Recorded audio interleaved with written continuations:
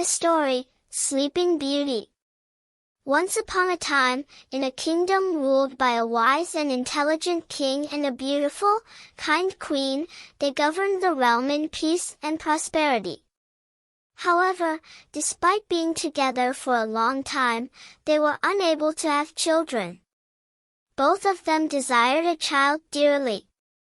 After many years of longing, the queen finally gave birth to a breathtakingly beautiful princess. The king was overjoyed and organized a grand celebration. He invited all relatives and called upon all fairy godmothers to wholeheartedly care for and bless their beloved daughter. During the feast, everyone sent blessings to the princess. "The princess will surely grow up to be the most beautiful in the kingdom," said the first fairy godmother. "Not only that, but she will also become a talented, graceful, and elegant princess," added the second fairy godmother. However, there was a third fairy godmother whom the king had forgotten due to his many responsibilities. Suddenly, she appeared at the feast with an angry expression. "Why wasn't I invited? You dare to disregard me. Your daughter, at the age of 15, will prick her finger on a spinning wheel and fall into a deep sleep. Everyone in this castle will share the same fate as the princess. All of you will endure the greatest suffering in the world," cursed the third fairy godmother. Everyone was shocked. The remaining two fairy godmothers tried their best to alleviate the curse, but it was so potent that they could only soften its impact. "Your Majesty, we have tried our best, but we cannot completely undo this curse. However, the princess will not die, only sleep for 100 years. The entire kingdom will also share the same fate. Only a brave man, who comes to awaken her with a true love's kiss, can break the spell. That is the extent of our power," said the first fairy godmother. The king and queen were truly worried. They tried everything to prevent the prophecy of the third fairy godmother from coming true. To ensure the safety of the princess, they issued a kingdom-wide decree forbidding the use of spinning wheels. All the blessings from the feast came true. The princess grew up to be a talented and beautiful princess, but things were not as simple as they seemed. The third fairy godmother had planned her revenge. She set up a spinning wheel in a secret place in the palace and waited for the princess to turn 15. Unfortunately, the day arrived when the king and queen had to attend a neighboring kingdom's celebration. "We have been invited to a feast in the neighboring kingdom. Tomorrow, both of us must attend," said the king. "What about our daughter? I fear that the curse might still be effective, and something terrible will happen to her," worried the queen. "This feast is truly important. Besides, I have issued the decree against spinning wheels for over 15 years. Nothing will happen. We will return in the evening," reassured the king. Reluctantly, the queen agreed, but deep inside, she was still anxious for her daughter's safety. The king and queen left for the neighboring kingdom, leaving the princess alone. With her parents away, she could finally explore all the rooms in the palace she had never set foot in. She wandered through the castle, discovering new places until she reached a staircase. Climbing the winding, narrow steps, she stopped in front of a door. The rusty lock held a key. Curious, she gently turned the key, and the door swung open. Inside the room, an old woman was sitting, diligently spinning thread. "Hello, who are you? What are you doing?" the curious princess asked. "You don't know what this is?" "I am spinning thread," replied the old woman. The princess was amazed at the sight of a spinning wheel for the first time in her life and quickly noticed the spinning wheel's rapidly moving spindle. "Oh, what jumps so quickly like this?"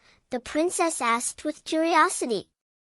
She touched the spinning wheel, and the curse of the third fairy godmother took effect. The spindle pierced her finger, and she fell immediately. Simultaneously, the entire castle fell into a deep sleep. When the king and queen returned, they also succumbed to the slumber.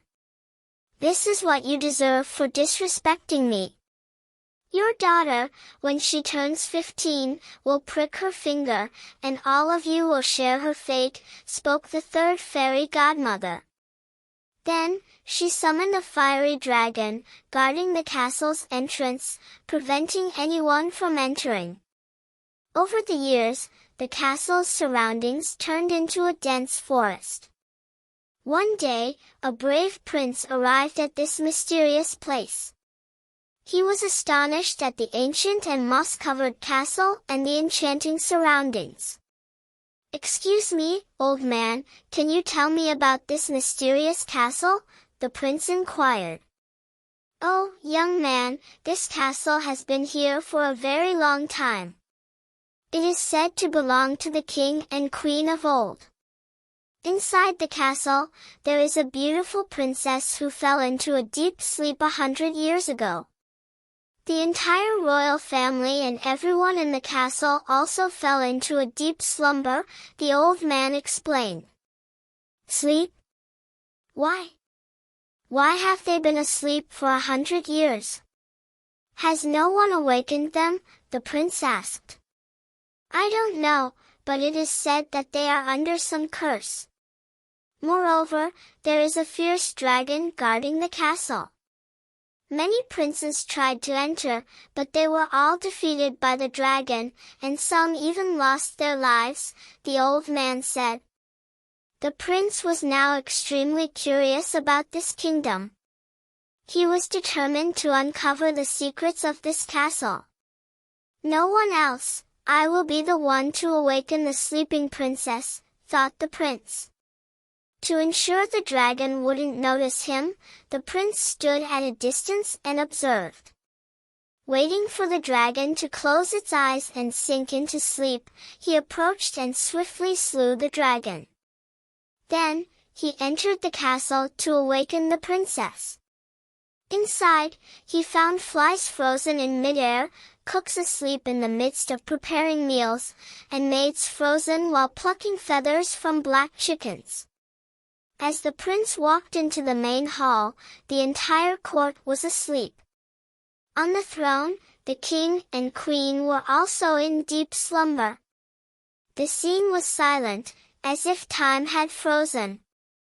Finally, the prince arrived at a room, the room where the princess was sleeping. He opened the door and was stunned by her beauty. He couldn't take his eyes off her and, at last, kissed her on the lips. Suddenly, the princess awoke. She opened her eyes and looked at the prince in astonishment. "Hey, who are you? Why are you in my room?" the princess asked. The prince chuckled, calmly recounting the entire story to the princess. After hearing everything, the princess was amazed and deeply moved by the prince's kind and courageous heart. The two continued talking for a while, and then they stepped out together. The king, queen, and all the people in the castle had awakened. Everyone was grateful to the prince. The king and queen appreciated the man with a brave and compassionate heart, so they married the princess to him. The grand wedding of the prince and the sleeping beauty was held, and the couple lived happily ever after.